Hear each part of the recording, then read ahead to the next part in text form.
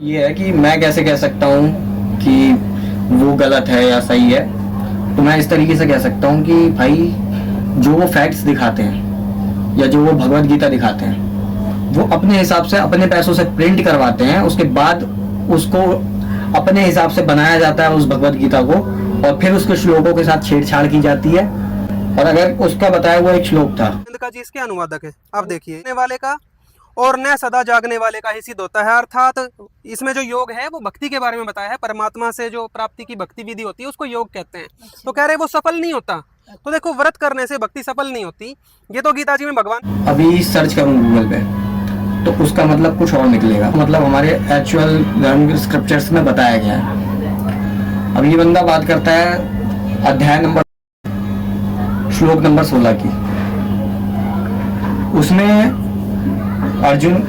उसमें श्री कृष्ण अर्जुन को कहते हैं कि जो योग है वो उसका सिद्ध नहीं होगा जो बहुत ज्यादा खाता है, जो बहुत कम खाता है, या बहुत ज्यादा सोता है, या बहुत कम सोता है, या सोता ही नहीं है। तो उसको इसने सीधे कनेक्ट कर दिया व्रत से कि हमें व्रत नहीं रखना चाहिए। श्री कृष्ण ने बोला है कि व्रत जो है व्यर्थ है, उसका किसी को लाभ नहीं मिलता। हमारे यहाँ तो व्रतों को सर्वश्रेष्ठ बताया गया है। तो इस तरीके से ये लोग घुमाते हैं। इन लोगों के पास एक भगवत गीता है जो इन्होंने अपने हिसाब से प्रिंट करवाई है। तो गीता का ज्ञान भगवान ने दिया है। हाँ। आपको गीता में दिखाते हैं, आप भी दिखा दो भाई सबको। देखो इन्होंने अपने हिसाब से प्रिंट करवाई है। तो भगवत गीता का तो ये हो गया। इनके पास एक घट रामायण। अब आपको एक प्रैक्टिकल उदाहरण दिखाते हैं। ये देखिए हमारे पास घट रामायण है। रामायण नहीं है इनके पास, घट रामायण है जिसके लेखक है तुलसीदास। ये 19वीं सदी में तुलसीदास ने लिखी थी, हाथरस वाले ने। ये हमारे तुलसीदास नहीं है, ये हाथरस वाले हैं।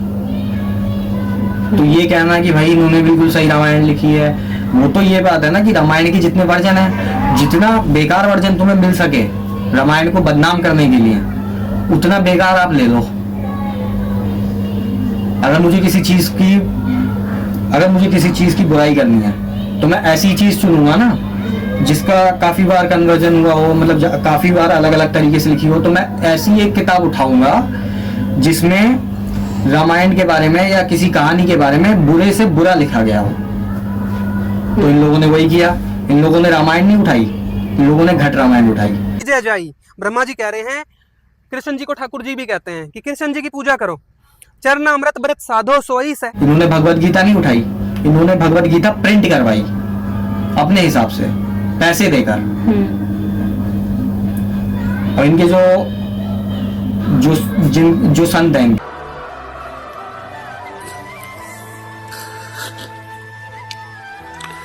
संत रामपाल, मैं संत नहीं लगा सकता उनके आगे, वो मेरी इच्छा है, मैं संत नहीं लगा सकता। मुझे संत किसे कहना है, संत किसे नहीं कहना है, वो मेरी खुद की चॉइस है ना।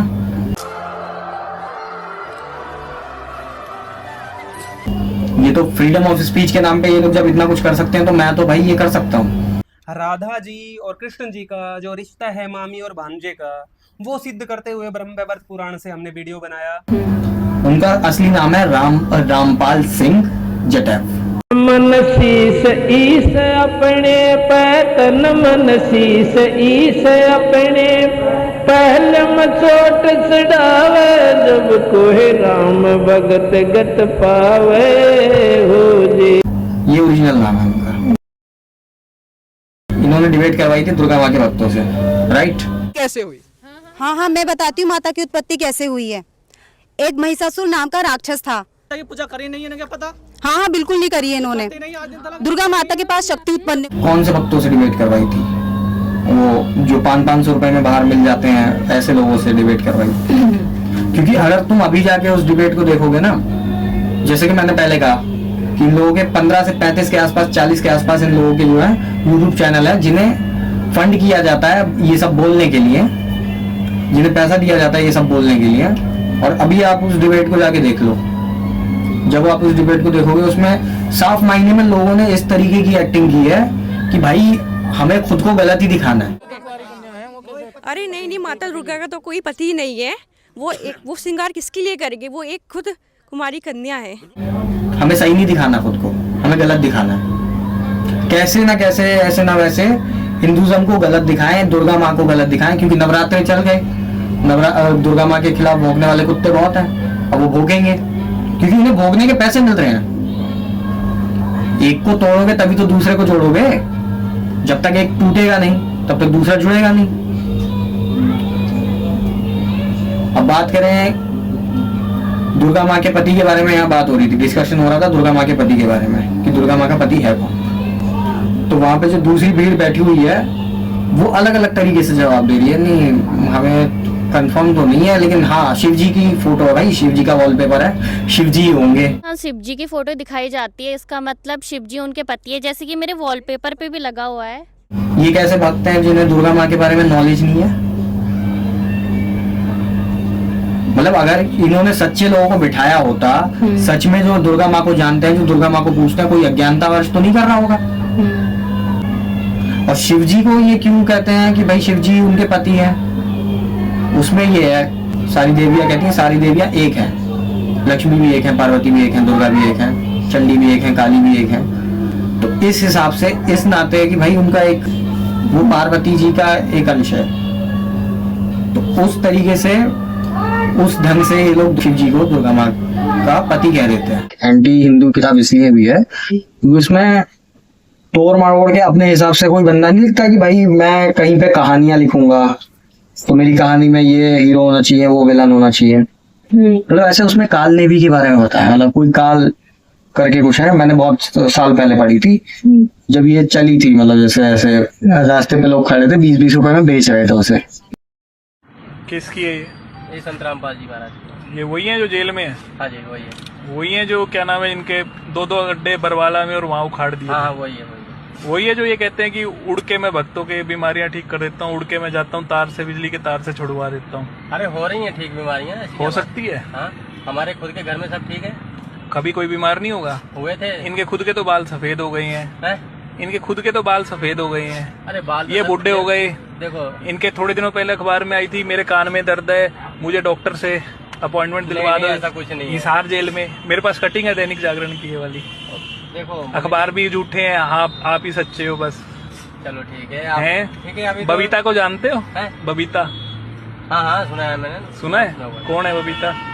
आप तो इनकी रखेल थी और इनके तुम नहा के पीते थे इनका दूध से, भूल गए? नहीं, अगर आप मतलब कितना अंधविश्वास फैलाते हो भाई। अरे कहाँ नहा के इनको दूध से नहला के उस दूध को चरणामृत पान के पी रहे हो, उसमें पेशाब पसीना सब पड़ता है। इनको पढ़ा भी है, अंधविश्वास को मत बढ़ाओ।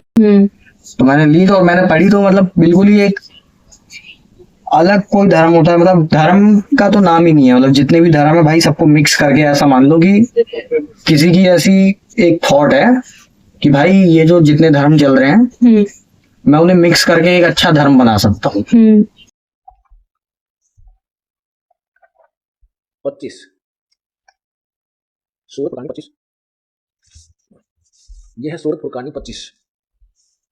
अब इसकी हम 52 आयत से लेकर 59 तक पढ़ेंगे। ये देखिएगा पृष्ठ 604 पे फुरकानी कुरान शरीफ है, सूरत फुरकानी 25। अब नीचे आ जाइए, ये संस्कृत में लिखा सारा।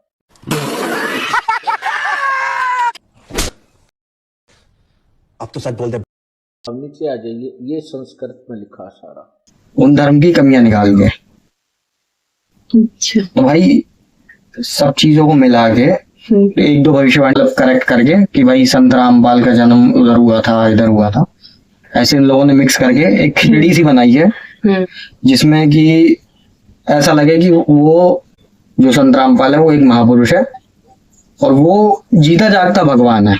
मतलब लोग कहते हैं ना कि मैं भगवान की तरफ से भेजा हुआ हूँ, मैं मैसेंजर ऑफ गॉड हूँ, तो उन्होंने ये नहीं बोला कि मैं मैसेंजर ऑफ गॉड हूँ, मैं वो ये दावा कर रहे हैं कि मैं कबीर हूँ और जो कबीर है वही महापुरुष है। और मतलब कबीर की मेरे दिल में बहुत ज्यादा इज्जत है क्योंकि उन्होंने बहुत अच्छे अच्छे दोहे लिखे हैं अपने काल में। मतलब उन्होंने बहुत अच्छा काम किया है, उनके दोहे अच्छे हैं, कबीर बुरे नहीं है। कबीर को संत महाराज कवि कहा जा सकता है क्योंकि वो उस लेवल के हैं। लेकिन एक जीता जागता आदमी आज आकर हमारे सामने कहता है कि मैं जो है परम ब्रह्मा हूँ, मुझ पर भरोसा करो। और इस आदमी के कम से कम 15 से 35 के आसपास चैनल हैं, यूट्यूब चैनल, जो सिर्फ इसका गुणगान करते हैं और ये उन्हें फंड्स करता है। होता है, फंड करके अपने आप को बार बार लोगों के दिमाग में ऐसा बिठा देना चाहता है कि यही भगवान है। जैसे ये कहता है कि मैं संत कबीर का एक अवतार हूँ। चलो एक बार को मान भी लें कि अगर तुम अवतार हो, तो कब उन्होंने अपने दोहे में या अपने कविता में कभी उन्होंने जिक्र किया कि भाई मैं एंटी हिंदू हूँ? दूसरे मजहबों पे, दूसरे धर्मों पे भी बोल सकते हैं। घूम फिर के इनकी सुई क्यों अटकती है सिर्फ हिंदू धर्म पे? क्योंकि हिंदू धर्म में ऑडियंस ज्यादा है। अगर ये कहीं और होते ना, किसी और जगह इंग्लैंड वगैरह में पैदा हुए होते, तो ये क्रिश्चियनिटी के खिलाफ अपना मुद्दा बनाते कि भाई क्रिश्चियन गलत है, क्रिश्चियन ये है। लेकिन ये पैदा हो गए गलती से इंडिया में, जहाँ सिर्फ हिंदू ऑडियंस ज्यादा है। अब हिंदुओं को तोड़ा कैसे जाए, डिवाइड एंड रूल कैसे किया जाए, ये वही वाला गेम है जो हमारे साथ आजादी से पहले खेला जाया करता था। डिवाइड एंड रूल, मतलब जैसे हिंदू मुस्लिमों में उन लोगों ने बांटा था अंग्रेजों ने, सेम उसी तरीके से ये बांटते हैं, एक नया धर्म बनाते हैं और फिर उस धर्म को सर्वश्रेष्ठ बताने के लिए यहाँ वहां से श्लोक उठाते हैं, यहाँ वहां से किताबें उठाते हैं और उन किताबों में लिखी हुई बातों को गलत बताते हैं।